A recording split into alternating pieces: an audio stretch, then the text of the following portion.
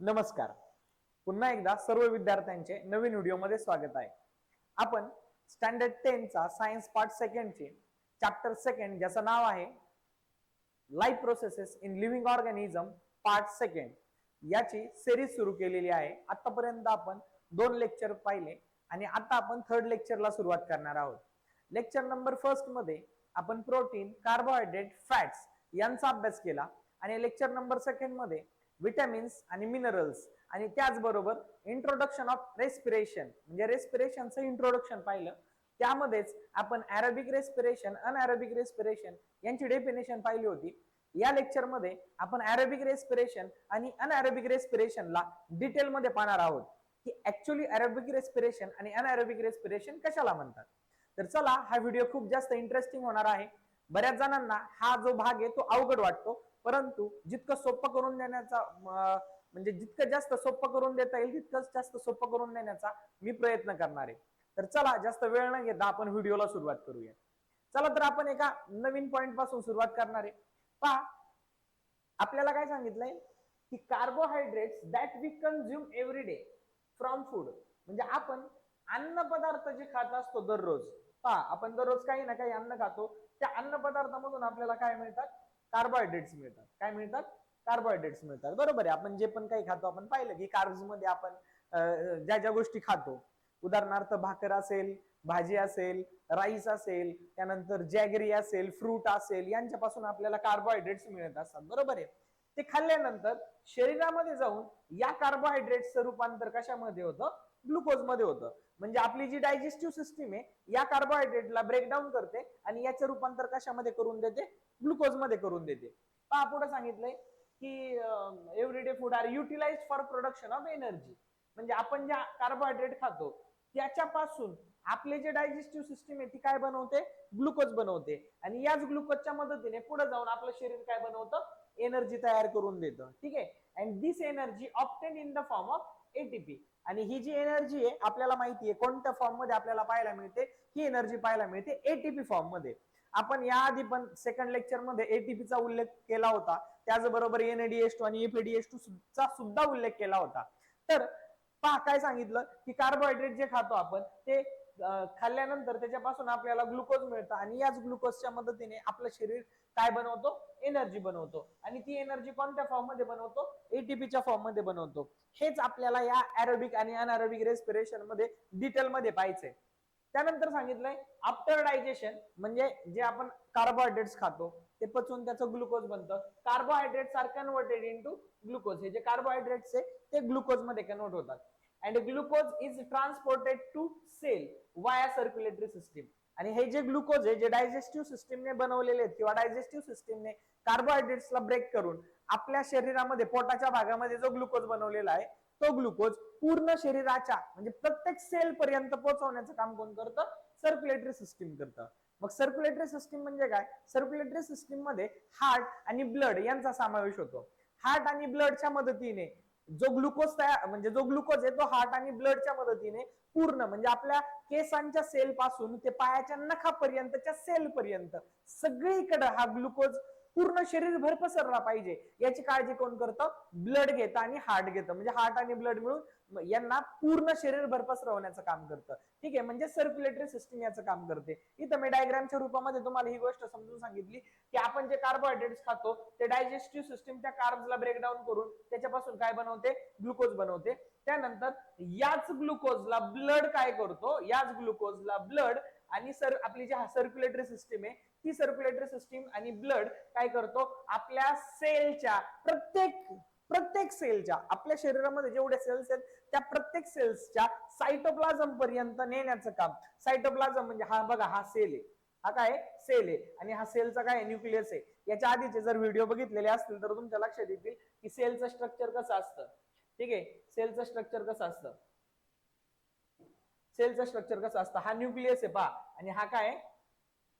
Sale membrane आहे. बरोबर आहे. सेल मेम्ब्रेन किंवा याला प्लाझ्मा मेम्ब्रेन सुद्धा म्हणतात. आणि हा न्यूक्लियस आहे. न्यूक्लियसच्या बाहेरचा जेवढा पण भाग दिसतो ना हा सगळ्याच्या सगळा भाग म्हणजे काय? सायटोप्लाझम आहे. आणि हा काय आहे? न्यूक्लियस आहे. आणि न्यूक्लियस मध्ये जनरली कोण असतात? मेनली क्रोमोझोम्स असतात. आठवतंय ना आपण फर्स्ट चॅप्टर मध्ये या गोष्टी डिटेलमध्ये पाहिलेल्या आहेत. तर अशा पद्धतीने हा जो ग्लुकोज आहे सर्क्युलेटरी सिस्टीमच्या मदतीने आपल्या शरीराच्या प्रत्येक सेलच्या सायटोप्लाझम पर्यंत नेला जातो आणि या ठिकाणी या ग्लुकोज पासून कशाची निर्मिती केली जाते, एनर्जीची निर्मिती केली जाते आणि ही एनर्जी कुठल्या फॉर्म मध्ये पाहायला मिळते आपल्याला, एटीपी फॉर्म मध्ये पाहायला मिळते. हे एवढं इझी आहे. ही आता आउटलाईन पाहिली आपल्याला. आता आपण रेस्पिरेशन म्हणजे एनर्जी कशी तयार होते, ही एटीपी तयार होते ना, एटीपी तयार होतो म्हणजे एनर्जी तयार होते. याच प्रोसेसला किंवा याच एटीपी तयार होण्याच्या प्रोसेसला आपण रेस्पिरेशन म्हणतो. मी तुम्हाला लास्ट लेक्चरला सांगितलं की रेस्पिरेशन म्हणजे काय, की प्रोडक्शन ऑफ एनर्जी, ऊर्जेची निर्मिती करणं म्हणजेच काय रेस्पिरेशन. आणि त्या ऊर्जेची निर्मिती म्हणजे थोडक्यात एटीपीची निर्मिती करणं. येत्या लक्षात. तर आपल्याला हे पाहायचंय की शरीरामध्ये कशा प्रकारे म्हणजे सायटोप्लाझम मध्ये जो ग्लुकोज आहे त्याच्यापासून सायटोप्लाझम मध्ये एटीपी कसा तयार होतो हे आपण पाहणार आहोत. ठीक आहे. तर चला आपण पुढच्या पॉइंटकडे जाऊयात. आणि आपला जो पुढचा पॉइंट आहे तो सगळ्यात महत्वाचा पॉइंट आहे एरोबिक रेस्पिरेशन. मी तुम्हाला सांगितलं होतं की रेस्पिरेशनचे दोन प्रकार आहेत. म्हणजे ऊर्जेची निर्मिती दोन प्रकारे केली जाते. एक म्हणजे ऑक्सिजनच्या मदतीने आणि एक म्हणजे ऑक्सिजनच्या मदतीशिवाय.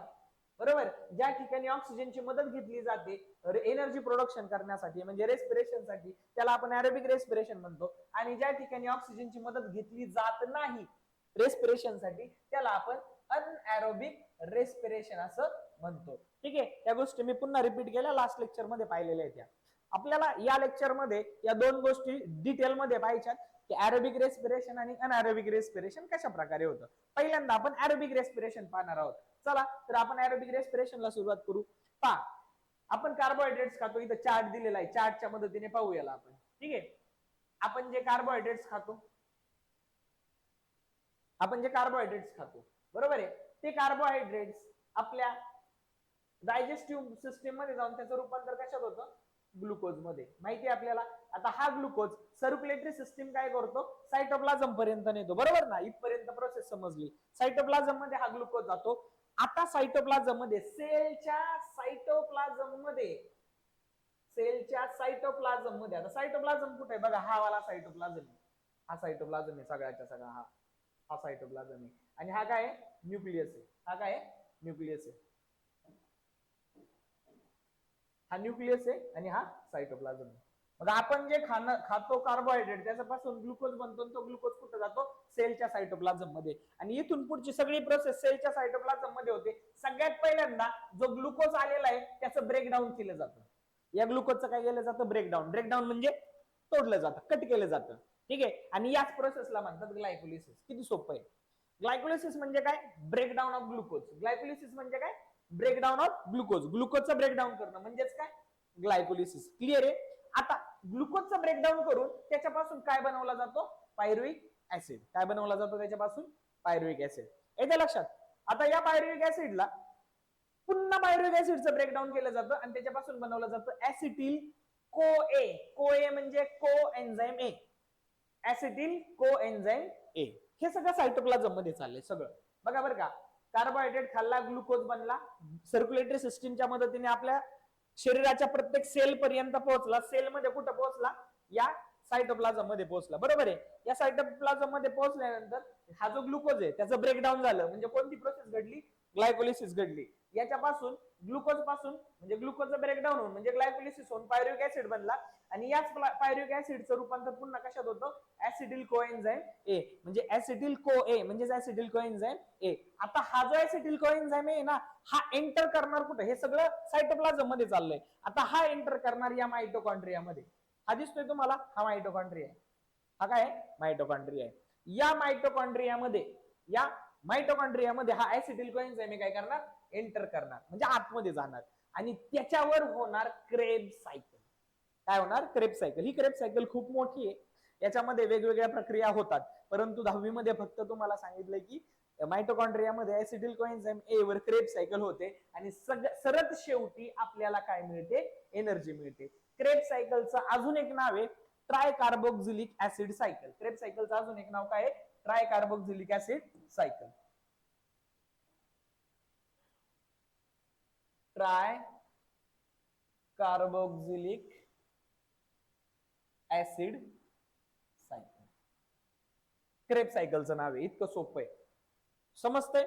आणि क्रेब्स सायकल झाल्यानंतर आपल्याला सेलला एनर्जी मिळते in the form of ATP. त्याचबरोबर वेस्ट मटेरियल पण तयार होतात. H2O म्हणजे वॉटर आणि CO2 म्हणजे कार्बन डायऑक्साईड. हा CO2 दिसतोय का, हाच तो CO2 आहे जो रेस्पिरेशनच्या मदतीने पुन्हा बाहेर टाकला जातो. हा वेस्ट मटेरियल आहे. हा कधी तयार झाला लक्षात आलं तुमच्या, आपल्या शरीरामध्ये ऊर्जेची निर्मिती होत असताना बाय प्रोडक्ट काय तयार होतो, CO2 कार्बन डायऑक्साईड. हा आपल्यासाठी वेस्ट मटेरियल आहे आणि हा वेस्ट मटेरियल पुन्हा सर्क्युलेटरी सिस्टीमच्या मदतीने त्या सेल मधून घेतला जातो, उचलला जातो. सर्क्युलेटरी सिस्टीम म्हणजे ब्लड CO2 ला कॅरी करतं आणि कुठे घेऊन जातं, पुन्हा लंग्स कडे घेऊन जातं आणि लंग्स मधून तो CO2 काय केला जातो, बाहेर टाकला जातो. अशा प्रकारे हा तो CO2 आहे जो आपण श्वासोश्वास करत असताना तो बाहेर टाकतो आणि ऑक्सिजन आत घेतो. परंतु इथं क्रेब सायकल होत असताना आपल्याला म्हणजे एनर्जी तयार करत असताना एक महत्वाचा घटक मदत करतो, तो म्हणजे ऑक्सिजन. तो म्हणजे ऑक्सिजन. हा ऑक्सिजन काय करतो, आपल्याला शेवटची प्रोसेस करून आपल्याला एटीपी तयार करून देतो. इथपर्यंत मला वाटतं क्लिअर आहे. एरोबिक रेस्पिरेशन इतकं जास्त सोपं आहे. आता बघा कधी कधी शरीरामध्ये काय होतं, जनरली आपलं शरीर आहे ना कार्बोहायड्रेटचाच वापर करतो एनर्जी तयार करण्यासाठी जनरली, ठीक आहे. हा, मग प्रोटीनचा वापर कशाला करतो, आपल्याला माहिती प्रोटीनचा वापर मसल बिल्ड करण्यासाठी होतो. बोन्स मध्ये ऑसिन, बोन्स मध्ये त्याचा वापर वेगळ्या प्रकारे होतो. आपल्या केसांमध्ये वापर होतो प्रोटीनचा. आपल्या स्किन कलरला डिफाईन करण्यासाठी मॅलेनिन असतो, पिगमेंट, मॅलेनिन पिगमेंट असतो, याचा सुद्धा वापर. म्हणजे हे सगळे प्रोटीन, ह्या अमिनो ऍसिडचा वापर अशा प्रकारे होत असतो आपल्या शरीरामध्ये, आपल्या शरीराची ग्रोथ करण्यासाठी होत असतो. लिपिडचा वापर, फॅटचा वापर कशासाठी होतो, आपल्याला माहिती आहे. आपण 3 उपयोग पाहिले होते की फॉस्फोलिपिडच्या मदतीने प्लाझ्मा मेम्ब्रेन बनतो. हा जो मेम्ब्रेन आहे प्लाझ्मा मेम्ब्रेन, हा फॉस्फोलिपिडच्या मदतीने बनतो. त्यानंतर हार्मोन्स असतात आपल्या शरीरामध्ये, प्रोजेस्टेरॉन, इस्ट्रोजन, त्यानंतर ओल्डेस्टेरॉन, टेस्टेस्टेरॉन, या प्रकारचे हार्मोन्स जे तयार होतात ते सुद्धा फॅट्सच्या मदतीने तयार होतात. त्यानंतर फॅटच्या मदतीने आपल्याला माहिती आहे की आपले जे न्यूरॉन्स आहेत, नर्व सेल आहे, त्यांची जी एक्झॉन असते त्याच्यावर जी कवरिंग तयार होते. म्हणजे यांचं मेन काम ते, यांचं मेन काम एनर्जी तयार करणं नाहीये, ठीक आहे. त्यांचं मेन काम एनर्जी तयार करणं, मेन काम कोणाचं आहे, कार्बोहायड्रेट्स आहे. परंतु कधी कधी काय होतं की शरीरामध्ये जर ऊर्जेची कमतरता किंवा कार्बोहायड्रेट्सची कमतरता जर असेल, शरीरामध्ये सपोज जर कार्बोहायड्रेट्स नाहीयेत, अवेलेबलच नाहीये, तर अशा वेळी शरीर एक तर प्रोटीनचा वापर करते शरीरामध्ये असणाऱ्या, किंवा लिपिड्सचा म्हणजे फॅटचा वापर करते. मग अशा वेळी प्रोटीन्सचं काय बनतं हे तर माहिती आहे आपल्याला, अमिनो ऍसिड. आणि या अमिनो ऍसिडला पुन्हा रक्तामार्फत नेलं जातं प्रत्येक सेल पर्यंत आणि त्या सेलमध्ये डायरेक्ट अमिनो ऍसिडला कन्वर्ट कशामध्ये केलं जातं, ऍसिडिल कोएन्झाइम ए मध्ये, आणि पुढची प्रोसेस सेम आहे. त्याच प्रकारे लिपिडचं पण, जर लिपिडची मात्रा चांगली असेल आणि कार्बोहायड्रेटची मात्रा जर कमी असेल, तर मग शरीर काय करतं, या लिपिडचं म्हणजे फॅटी ऍसिडचं रूपांतर डायरेक्ट कशामध्ये करतं, ऍसिडिल कोएन्झाइम ए मध्ये, आणि त्याच्या पुढे मग सेम प्रोसेस होऊन काय बनते, एनर्जी तयार होते. अशा प्रकारचा हा एरोबिक रेस्पिरेशन आहे. हे मी तुम्हाला आता तोंडी सांगितले, पुस्तकामध्ये तुम्हाला स्टेप बाय स्टेप दिलेलं आहे ते, आपण थोडंसं ते पण पाहूयात. परंतु ही कन्सेप्ट समजणं खूप गरजेचं आहे. ते सेंटेन्सेस खूप जास्त नाही समजले किंवा थोडेसे जड शब्द वाटतात, परंतु हे जी मी सांगितलेली कन्सेप्ट ही जर तुम्हाला समजली तर समजून जा, तुमची कन्सेप्ट एकदम क्लिअर झालेली आहे. येते लक्षात. आता तुम्हाला बुक मध्ये अशा प्रकारे देऊन ठेवलंय की बाबा एरोबिक रेस्पिरेशन हे 3 टप्प्यामध्ये होतं. किती टप्प्यामध्ये होतं, 3 टप्प्यामध्ये. एरोबिक रेस्पिरेशन 3 टप्प्यामध्ये होतं, हे देऊन ठेवलेलं आहे तुम्हाला ऑलरेडी, बरोबर आहे. पहिल्यांदा ग्लायकोलिसिस बघा, सेम आहे. ओ molecule of glucose oxidize in cytoplasm. म्हणजे काय की ग्लुकोजचा जो मॉलिक्युल आहे तो ऑक्सिडाइज म्हणजे ब्रेकडाऊन होतो. कुठे होतो, सायटोप्लाझम मध्ये. पाहिलं ना आपण, ग्लुकोज नेला जातो सर्क्युलेटरी सिस्टीमच्या मदतीने आणि त्याचं त्या ठिकाणी ब्रेकडाऊन होतं, म्हणजे ऑक्सिडायझेशन होतं, ऑक्सिडाइज होतो सायटोप्लाझम मध्ये. आणि इन दिस प्रोसेस, या प्रोसेस मध्ये 2 मॉलिक्युल तयार होतात, कशाचे, पायरुव्हिक ऍसिडचे. त्याचबरोबर एटीपी पण तयार होतो, इथं NADH2 पण तयार होतो आणि वॉटर सुद्धा या प्रोसेस मध्ये तयार होतो, ठीक आहे. पुढं हाच पायरुव्हिक ऍसिड आर कन्वर्टेड इनटू ऍसिडिल कोएन्झाइम. हे पण पाहिलं आपण त्या चार्ट मध्ये की तो जो पायरुव्हिक ऍसिड आहे तो कशामध्ये कन्वर्ट होतो, ऍसिडिल कोएन्झाइम ए मध्ये कन्वर्ट होतो. आणि त्याचबरोबर 2 molecule of NADH2 and CO2 R release. तो तयार होत असताना NADH2 चे 2 मॉलिक्युल आणि CO2 चे सुद्धा 2 मॉलिक्युल तयार होतात. बोथ ऍसिडिल कोएन्झाइम आहे. आता हे दोन्हीच्या दोन्ही तयार झालेले ऍसिडिल कोएन्झाइम आहे हे माइटोकॉन्ड्रिया मध्ये एंटर करतात. पहा, मी तुम्हाला आत्ताच सांगितलं होतं हे कुठं एंटर करतात मायटोकॉन्ड्रियामध्ये, इथं दाखवलेलं ना की हा ऍसिटिल कोएन्झाइम हे कुठं एंटर करतो, मायटोकॉन्ड्रियामध्ये एंटर करतो. आणि ग्लुकोजचं रूपांतर कशात होतं पहा, पायरुव्हिक ऍसिड मध्ये त्याचं रूपांतर होतं ऍसिटिल कोएन्झाइम मध्ये, आणि हा ऍसिटिल कोएन्झाइम हे कुठं हे होतो, एंटर करतो मायटोकॉन्ड्रियामध्ये एंटर करतो. ठीक आहे, ह्या गोष्टी आत्ताच सांगितलेल्या होत्या, तेच रिपीट करतोय. आता दुसरी प्रोसेस पुढे होते ना, तो मायटोकॉन्ड्रियामध्ये गेल्यानंतर कुठली प्रोसेस होते, ट्रायकार्बोक्सिलिक ऍसिड सायकल, म्हणजेच याला दुसरं नाव काय दिलेलं आहे, क्रेब्स सायकल. हे लक्षात ठेवा, याचं नाव क्रेब्स सायकल आहे आणि यालाच म्हणतात tricarboxylic acid cycle in the mitochondria. आता याच मायटोकॉन्ड्रियामध्ये ट्रायकार्बोक्सिलिक ऍसिड सायकल ऑपरेट होते, बरोबर, म्हणजे क्रेब्स सायकल येते घडून. आणि त्याच्यामधला जो ऍसिटिल पार्ट आहे ना, म्हणजे ऍसिटिल कोएन्झाइम मधला ऍसिटिल पार्ट इज कम्प्लिटली ऑक्सिडाइज्ड, पूर्णपणे ऑक्सिडाइज होतो. आणि याच्यापासून इन दिस प्रोसेस आपल्याला कार्बन डायऑक्साइड, H2O, NaDH2 आणि FADH2 हे मिळतात, याच्यापासून हे रिलीज होतात, हे आपल्याला मिळतात. ठीक आहे, जास्त याचं टेन्शन घेऊ नका, कन्सेप्ट समजून घ्या जी की मी मगाशी तुम्हाला सांगितलेली आहे. ठीक आहे, आणि याच्यानंतर तिसरी प्रोसेस होते ती म्हणजे electron chain reaction, electron transfer chain reaction. Actually ETC येते, इलेक्ट्रॉन ट्रान्सफर चेन रिएक्शन. यामध्ये काय होतं की 2 molecules of ATP are formed from each FADH2 and 3 molecules of ATP are formed from each NADH2. आणि या बरोबर आपल्याला एनर्जी H2 आणि CO2 मिळतो. हा शेवटचा मुद्दा समजून घ्या, सांगतो मी तुम्हाला. हा लास्ट वाला मुद्दा महत्वाचा आहे. बघा आता काय होतं की क्रेब्स सायकल घडून आली नाही इथून पुढे. क्रेब्स सायकल झाल्यानंतर ऍसिटिल पार्ट हा कम्प्लिटली ऑक्सिडाइज होतो. आणि तुम्ही पाहिलं प्रत्येक लेवलला, बघा इथं प्रत्येक लेवलला, इथं NaDH2 बनला, इथं पहा NaDH2 तयार झाला, FADH2 तयार झाला, दिसतोय का? म्हणजे प्रत्येक ठिकाणी बाय प्रोडक्ट बनत असताना पहा NaDH2, FADH2, काही ठिकाणी ATP पण तयार झाला, ATP बनला, काही ठिकाणी FADH2 बनला, काही ठिकाणी NaDH2 बनला. येते लक्षात? आता आपल्याला हे माहिती की FADH2 आणि NaDH2 हे एका टाइपचे एनर्जीचा प्रकारच आहे, परंतु बॉडी याला वापरू शकत नाही, शरीर आपलं डायरेक्ट याला यूज करू शकत नाही. मग यूज कोणाला करतं?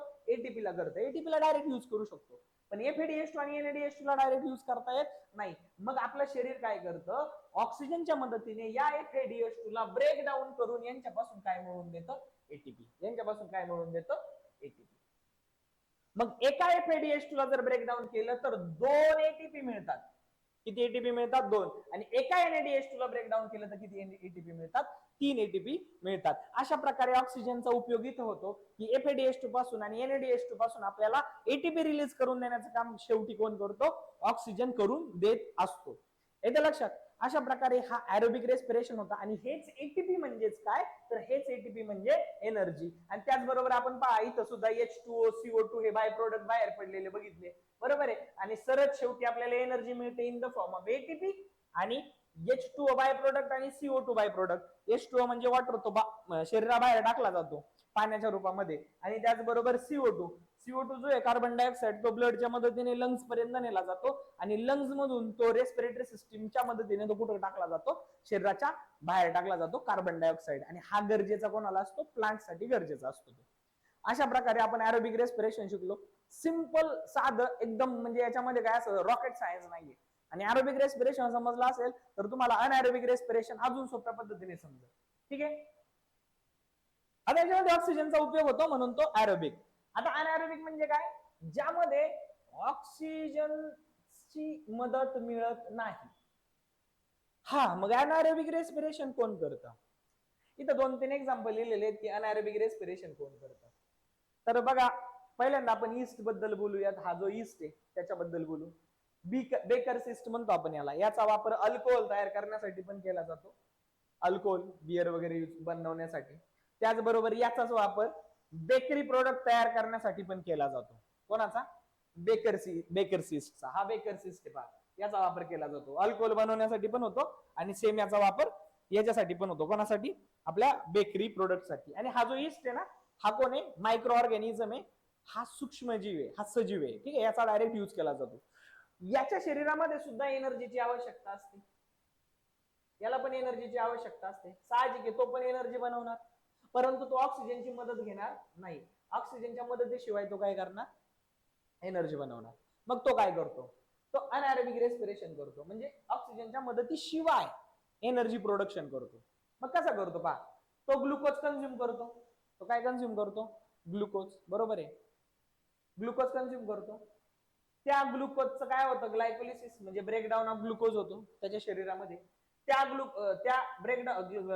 ग्लुकोज पासून काय बनतो? पायरुव्हिक ऍसिड. जसं आपल्या शरीरात होतं तसं त्याच्यामध्ये होतं. आणि या पायरुव्हिक ऍसिडचं आपल्यामध्ये एरोबिक रेस्पिरेशन होताना काय बनतो रे? ऍसिडिल कोएन्झाइम आहे. मग तो ऍसिडिल कोएन्झाइम आहे मायटोकॉन्ड्रियामध्ये एंटर करतो, त्या ठिकाणी क्रेब्स सायकल होते आणि मग एटीपी वगैरे आणि एनर्जी बाकीची तयार होते. हे आपल्या शरीरात होतं. मात्र त्याच्या शरीरामध्ये पायरुव्हिक ऍसिड बनल्यानंतर इथं ऍसिडिल कोएन्झाइम नाही बनत, डायरेक्ट एक प्रक्रिया होते ज्याला म्हणतो आपण फर्मेंटेशन. ज्याला काय म्हणतो? फर्मेंटेशन. आणि या फर्मेंटेशन मधून त्याच्यामध्ये तयार काय होतो? अल्कोहोल. काय तयार होतो? अल्कोहोल. आणि हा अल्कोहोल कोणामध्ये? ईस्ट बद्दल बोलतोय आपण. आणि हा जो अल्कोहोल आहे हा तो प्रोडक्ट तयार होतो त्याच्यामध्ये एनर्जी तयार करताना. म्हणूनच याचा वापर बियर म्हणजे बियर बनवण्यापेक्षा अल्कोहोल बनवण्यासाठी, ब्युरेजेस म्हणतो आपण त्याला, पेय बनवण्यासाठी केला जातो. त्याचबरोबर याच्यामध्ये हे बनवण्यासाठी म्हणजे बेकरी प्रोडक्ट बनवण्यासाठी सुद्धा ईस्टची मदत घेतली जाते. मग यांच्यामध्ये कसा बनतो? लक्षात घ्या, सिंपल आहे. सपोज जर आता हे जे पेय बद्दल बोलतोय आपण, तर सपोज ग्रेप्स आहे. ग्रेप्स काय? फ्रूट आहे ना. ग्रेप्स काय? फ्रूट आहे. या फ्रूटचं ज्यूस आहे. फ्रूटचं जर ज्यूस घेतलं तर ज्यूस काय रे? ग्लुकोज आहे ना, म्हणजे कार्बोहायड्रेट आहे, ग्लुकोज आहे. त्या ज्यूस मध्ये जर आपण हा बेकर्स ईस्ट मिळवला तर साहजिक आहे त्या ज्यूस मधून तो जो ईस्ट आहे तो काय कन्झ्युम करणार? ग्लुकोज कन्झ्युम करणार, खाणार, थोडक्यात खाणार. आणि त्याच्या शरीरामध्ये, ईस्टच्या शरीरामध्ये जाऊन त्याचं ब्रेकडाऊन होणार ग्लुकोजचं, त्याच्यापासून पायरुव्हिक ऍसिड बनणार, पायरुव्हिक ऍसिडवर फर्मेंटेशन होणार आणि फर्मेंटेशन मधून बाय प्रोडक्ट काय बाहेर पडणार? अल्कोहोल. म्हणजे थोडक्यात इथं ईस्ट एनर्जी बनवण्यासाठी काय करतोय? ग्लुकोज कन्झ्युम करतोय, बरोबर. ईस्ट ग्लुकोज कन्झ्युम करतोय एनर्जी बनवण्यासाठी. परंतु ती एनर्जी बनवत असतानाच त्याच्यामधून एक बाय प्रोडक्ट बाहेर पडतो, तो म्हणजे कोणता? अल्कोहोल. आणि याच अल्कोहोलच्या मदतीने याला एक टेस्ट मिळते, याच्यामध्ये एक टेस्ट येते आणि यालाच पेय म्हणून आपण वापरतो. येते लक्षात? आणि यामध्ये फक्त बाय प्रोडक्ट अल्कोहोल येत नाही, तर अल्कोहोल बरोबर अजून एक बाय प्रोडक्ट बाहेर पडतो, तो म्हणजे कार्बन डायऑक्साईड. बेकर्स म्हणजे बेकरीच्या प्रोडक्ट मध्ये ना हा महत्वाचा आहे, कार्बन डायऑक्साईड महत्वाचा आहे. इथं काय होतं माहिती का? बेकरीचे प्रोडक्ट, पाव कसा बनवला जातो? पाव बनवण्यासाठी पीठ घेतलं जातं, पीठ मळलं जातं, त्या पिठामध्ये बेकर्स ईस्टला टाकला जातो, या बेकर्स ईस्टला ऍड केला जातो. आता साहजिक आहे, पीठ काय आहे रे? पीठ धान्य, धान्यापासून बनलंय ना, तर धान्य काय? ग्लुकोज आहे, बरोबर आहे. आता ईस्टला त्याच्यामध्ये ऍड केलं म्हणजे ईस्टला खायला मिळालं, म्हणजे ईस्टला ग्लुकोज मिळाला. ईस्ट तो ग्लुकोज कन्झ्युम करणार, खाणार, आणि त्या ग्लुकोज पासून त्याच्या शरीरामध्ये त्या ग्लुकोजचं ब्रेकडाऊन होणार म्हणजे ग्लायकोलिसिस होणार, त्याच्यापासून पायरुव्हिक ऍसिड बनणार, या पायरुव्हिक ऍसिडवर फर्मेंटेशन होणार आणि त्याच्या तो काय करणार? एनर्जी बरोबर अल्कोहोल सुद्धा तयार करून देणार. आणि साहजिक आहे, अल्कोहोल एकटाच नाही तर अल्कोहोल बरोबर तो CO2 पण तयार करून देतो. अल्कोहोल बरोबर CO2 पण तयार करून देतो. परंतु हे करत असताना आपण काय करतो? त्याला भट्टीमध्ये टाकतो किंवा ओव्हन मध्ये ठेवतो. तर अशा वेळी ती जी रिएक्शन आहे ती फास्ट होते आणि त्यामधून अल्कोहोल आणि CO2 हे रिलीज होतात.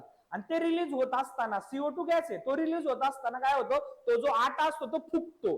तो काय होतो? फुगतो, म्हणजे त्याला स्पॉन्जिनेस येतो. आणि फुगत असताना तो जो CO2 आहे ना, त्या आट्याला छिद्रे करून काय करतो? तो CO2 बाहेर पडतो. CO2 बरोबर अल्कोहोल सुद्धा रिलीज होतो.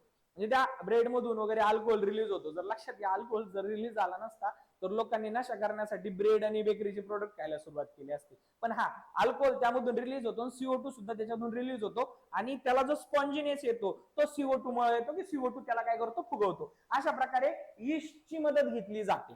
ठीक आहे, कारण तो एनर्जी बनवताना बाय प्रोडक्ट काय टाकतो? अल्कोहोल. आता पुढं, आता काही मायक्रो ऑर्गॅनिझम असतात. मायक्रो ऑर्गॅनिझम म्हणजे सूक्ष्मजीव असतात काही. त्या सूक्ष्मजीवांमध्ये सुद्धा काय होतं? त्या सूक्ष्मजीवांमध्ये सुद्धा सेम काय होतं? सेम प्रोसेस होते, की ते सुद्धा ऑक्सिजनची मदत न घेता रेस्पिरेशन करतात. ऑक्सिजनच्या मदतीशिवाय एनर्जी प्रोडक्शन करतात. मग अशा वेळी ते काय करतात? सेम ग्लुकोज कन्झ्युम करतात. अशा वेळी काय करतात? ते ग्लुकोज कन्झ्युम करतात.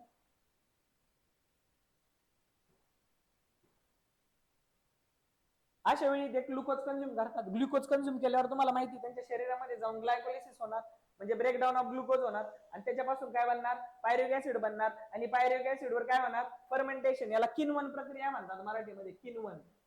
किण्वन प्रक्रिया होते आणि त्या पायरुव्हिक ऍसिड पासून त्यांना एनर्जी मिळते आणि एनर्जी बरोबर बाय प्रोडक्ट पण मिळतात.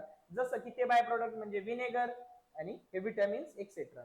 आणि लक्षात घ्या, आपण जे विटॅमिन्स बाहेरून देतो ना, ते विटॅमिन्स त्यांच्यामधून मिळालेला जो विनेगर आहे तो आपण युज करतो, म्हणजे आपल्या फायद्यासाठी युज करतो. ईस्टचा सुद्धा वापर आपण आपल्या फायद्यासाठी करतो. त्याला खायला देतो, तो त्याचा वापर करतो, त्याला असं वाटतं की मला खायला मिळते, परंतु त्याला खायला मिळतं, त्याला एनर्जी मिळते, आणि त्याच्यापासून जो बाय प्रोडक्ट बनतो अल्कोहोल, त्याचा वापर आपण करतो. सेम ह्या वेगवेगळ्या मायक्रोबचं पण तसंच आहे. यांना आपण म्हणजे यांना जर कार्बोहायड्रेट्स दिले तर त्यांचं कन्झम्पशन करून ते त्यांना एनर्जी तर मिळवतातच, परंतु बाय प्रोडक्ट काय बनवून देतात? Vinegar, vitamins. त्यांच्यासाठी जरी ते बाय प्रोडक्ट असेल तर आपल्यासाठी ते महत्वाचे घटक आहेत आणि त्याचा वापर आपण करतो. येते लक्षात? हे अनएरोबिक रेस्पिरेशन. असंच अनएरोबिक रेस्पिरेशन ह्युमन बिईंग सुद्धा करतो. ऍक्च्युअली ह्युमन बिईंग करत नाही, आपले जे मसलचे जे सेल्स आहेत ना, मसल सेल्स, हे करतात कधी कधी. कधी कधी म्हणजे कधी मसल सेल्स किंवा ब्लड सेल्स करतात, कधी करतात. उदाहरणार्थ आपण व्यायाम करतोय, ठीक आहे, सपोज आपण डिप्स मारतोय. डिप्स मारत असताना सतत आपल्या हातांना कशाची आवश्यकता आहे? एनर्जीची आवश्यकता आहे, बरोबर आहे. परंतु तुम्हाला तर माहिती आहे, आपल्याला एनर्जी बनवण्यासाठी कोणाची आवश्यकता असते? ऑक्सिजनची. कारण आपण काय करतो? एरोबिक रेस्पिरेशन करतो, ऑक्सिजनची आवश्यकता असते. मग आपण जेव्हा डिप्स मारत असतो त्यावेळी कंटिन्युअस एनर्जी लागते आपल्याला, आणि या कंटिन्युअस एनर्जी बनवण्यासाठी आपल्याला सतत कोण पाहिजे? ऑक्सिजन पाहिजे. म्हणून पहा, व्यायाम करताना आपला श्वास कमी जास्त होतो, आपण असं जोरजोरात श्वास घ्यायला लागतो. पळताना पण सेम गोष्ट होते की आपण जोरजोरात श्वास घेतो. का जोरजोरात श्वास घेतो? कारण पळण्यासाठी, म्हणजे रनिंग करण्यासाठी, डिप्स मारण्यासाठी, व्यायाम करण्यासाठी आपल्याला ऊर्जेची आवश्यकता असते, आणि ही ऊर्जा तयार करण्यासाठी आपल्याला मोठ्या प्रमाणात ऑक्सिजनची आवश्यकता असते, आणि या ऑक्सिजनसाठी आपण जोरजोरात श्वास घ्यायला लागतो. येते लक्षात? परंतु पाहिजे तेवढा ऑक्सिजन मिळत नाही, जितका लगेच इन्स्टंट गरजेचा आहे तितका मिळत नाही. मग अशा वेळी आपलं शरीर शॉर्टकट मारतं. काय शॉर्टकट मारतं? त्याच्याकडे तर पायरुव्हिक ऍसिड बनलेला आहे, ग्लुकोज खाल्लेला आहे, आपण काही ना काही खाल्लेलं असतं, ग्लुकोज खाल्लेला आहे, त्याच्यापासून ग्लायकोलिसिस होऊन पायरुव्हिक ऍसिड बनलेला आहे. आता तो आहे ना, आपलं शरीर आहे ना, ही जे मसल सेल्स आहेत ना, पुढची वाट नाही बघत बसत की पायरुव्हिक ऍसिडला कन्वर्ट करू आपण ऍसिडिल कोएन्झाइम मध्ये, मग तो ऍसिडिल कोएन्झाइम मायटोकॉन्ड्रिया मध्ये जाईल, आणि तिथं जाऊन मग क्रेब सायकल होईल, आणि मग ऑक्सिजन येईल, आणि मग NADH2 FADH2 ला कन्वर्ट डायरेक्ट कशामध्ये करल? ATP मध्ये करल. एवढी वाट त्यावेळी हे मसल सेल्स नाही पाहत, कारण त्यांना इन्स्टंट एनर्जीची आवश्यकता असते. मग अशा वेळी आपले मसल सेल्स काय करतात? पायरुव्हिक ऍसिड पासून ऍसिडिल कोएन्झाइम न बनवता डायरेक्ट त्याच्यावर फर्मेंटेशनची प्रक्रिया करतात, डायरेक्ट फर्मेंटेशनची प्रक्रिया करतात आणि एनर्जी मिळवतात. कुठल्या फॉर्म मध्ये मिळवतात? एटीपी फॉर्म मध्ये मिळवतात, डायरेक्ट एनर्जी मिळवतात एटीपी फॉर्म मध्ये. पण ही एनर्जी शॉर्टकट मध्ये मिळवत असताना आपल्या शरीरात एक वेगळ्या प्रकारचा बाय प्रोडक्ट तयार होतो, ज्याला म्हणतात लॅक्टिक ऍसिड. आणि याच लॅक्टिक ऍसिड मुळे आपल्याला पेन फील होतो. जर रनिंग करत असाल तर पाय दुखायला लागतात. मग ते जे पाय दुखायला लागतात ना, त्याचं कारण असं असतं की या लॅक्टिक ऍसिडचं प्रेझेन्स तिथे आहे, म्हणजे लॅक्टिक ऍसिड तिथं तयार झालाय, आणि त्याच्यामुळे आपल्याला पेनची फिलिंग होते. म्हणजे पेन म्हणजे दुखायला लागतात पाय, हात आपल्याला दुखायला लागतात या कारणामुळे. येतं लक्षात? आपण तिन्ही पॉइंट व्यवस्थित पाहिलेले आहेत, आणि हे कुठं होतं? आपल्या एरिथ्रोसाइट्स मध्ये आणि आपल्या मसल सेल्स मध्ये अनएरोबिक रेस्पिरेशन. इथं ऑक्सिजनचा वापर होत नाही एनर्जी तयार करण्यासाठी. इतकं हे इझी आहे. येतं लक्षात? पुन्हा एकदा शॉर्ट बट स्वीट मध्ये सांगतो. आता ईस्ट मध्ये, बेकर सिस्ट मध्ये काय होतं? बेकर सिस्ट मध्ये बेकर सिस्ट मध्ये काय होतं? ग्लुकोज कंझ्युम करतो, ब्रेकडाऊन होतं, त्याचं पायरुव्हिक ऍसिड बनतो, फर्मेंटेशन प्रक्रिया होऊन त्याच्यामध्ये अल्कोहोल तयार होतो. याचा वापर आपणच करतो. त्याचा बाय प्रोडक्ट तयार होतो अल्कोहोल, त्याला एनर्जी मिळते, पण बाय प्रोडक्ट अल्कोहोल बनतो. तसंच वेरियस वेगवेगळ्या मायक्रो ऑर्गॅनिझम मध्ये सेम ग्लुकोज खाल्लं जातं, ब्रेकडाऊन होतं त्याचं, आणि पायरुव्हिक ऍसिड बनून फर्मेंटेशन केलं जातं, विनेगर, विटॅमिन्स एक्सेट्राज बनतात. सेम आपल्या मसल सेल्स मध्ये पण आपण जे ग्लुकोज खाल्लेलं असतं त्याचं ग्लायकोलिसिस होऊन पायरुव्हिक ऍसिड बनतो, आणि इथं पायरुव्हिक ऍसिड पासून ऍसिडिल कोएन्झाइम न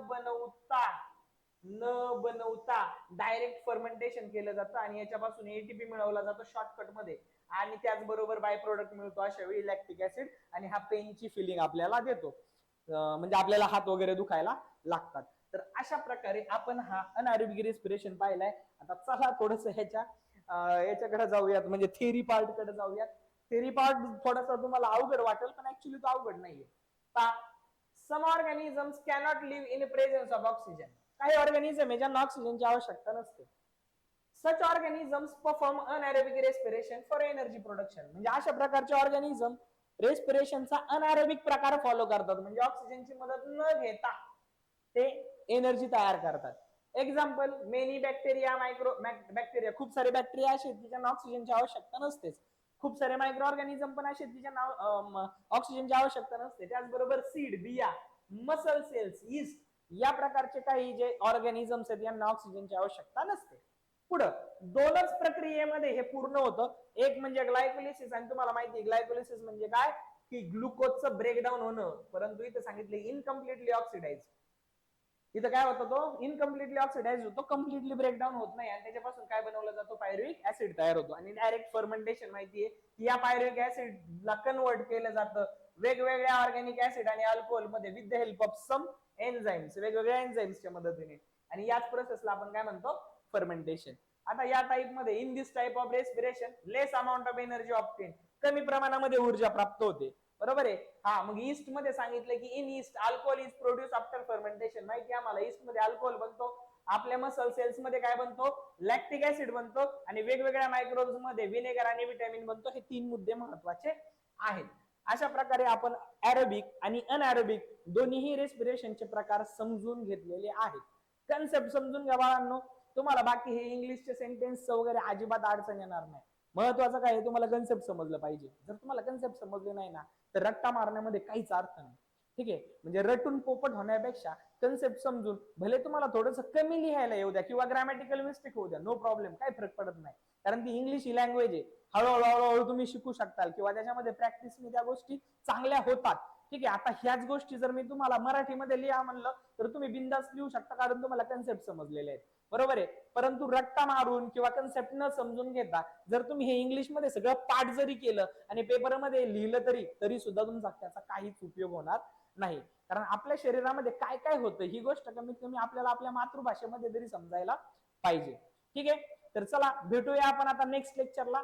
नेक्स्ट लेक्चर मध्ये आपण पुढचा भाग पाहणार आहोत. आपण त्याच्यामध्ये एटीपी, एनएडीएच2, एफएडीएच2 म्हणजे डायरेक्ट एनर्जी आणि इनडायरेक्ट एनर्जीचा अभ्यास करणार आहे.